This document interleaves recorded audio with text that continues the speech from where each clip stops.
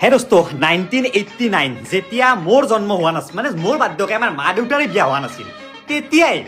এই মানুহজনে প্ৰথমখন চিনেমা কৰিছিল মানে যতীন দাই কি আছিল চিনেমাখন উত্তৰকাল তেতিয়াৰ পৰা এতিয়ালৈকে প্ৰায় 60খনৰো বেছি চিনেমা কৰি আজি আৰু এখন চিনেমাৰ প্ৰমো ৰিলিজ হ'ল এয়া যতীন দাৰ ৰুমত আহিছো যতীন দা লগাই দিয়ক প্ৰমোটো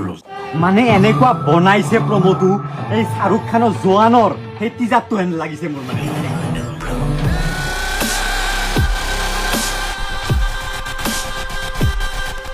লুক চাওক না লুক এই যুদ্ধখন কেতিয়া আহিব 6 ফেব্ৰুৱাৰীত আহি আছে অগ্নিবাণ আৰু জুবিনদাৰ গান অবিহনে যেন যতীনদাৰ চিনেমা হ'ব পাৰে কিন্তু এই চিনেমাখনত জুবিনদাৰ গান থাকিবনে এইটো মই ভাবো জুবিনক দুটা গান কৰাৰ কথা আছিল এটা টাইটেল ট্ৰেক আৰু ৰোমান্টিক এটা গান সি গাই গ'ল ইটো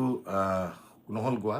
আৰু মই এটা কম এইটো মোৰ শেষ গান হ'ব হিয়া দিয়া নিয়াৰ পৰা ষ্টাৰ্ট আৰু অগ্নিবাণৰ জুবিন গাৰ্গৰ শেষ গান মই লিপছ দিম আৰু খুব সেইটো এটা ইমোচনেল পাৰ্ট আৰু মই ভাবো মানে ভাবক কেনেকুৱা লাগিব এইজন মানুহৰ যিজন মানুহক জুবিন যতীন মুনিন বুলি কৈছিল তো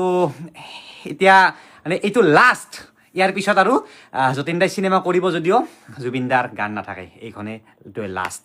তো চাওক আৰু একবাৰ ট্ৰেইলাৰটো কি বনাইছে